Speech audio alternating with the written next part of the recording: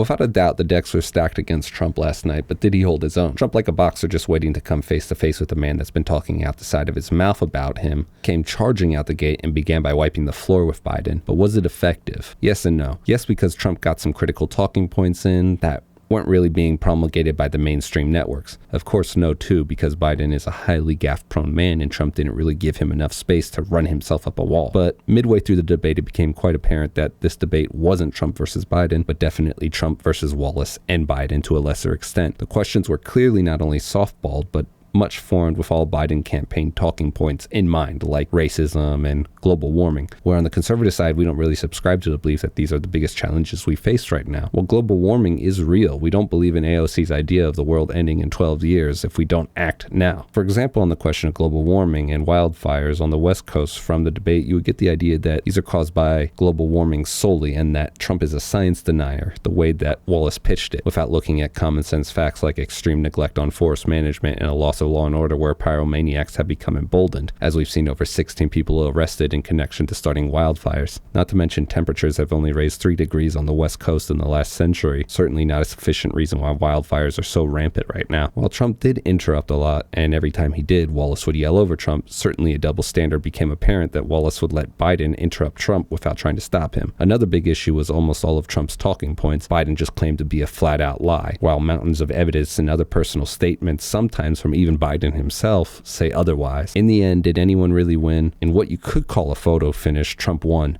Barely. He could have won by a lot more, but next debate, he's going to need to dial it back, get his critical shots in, and not back running and taunting Biden the whole way.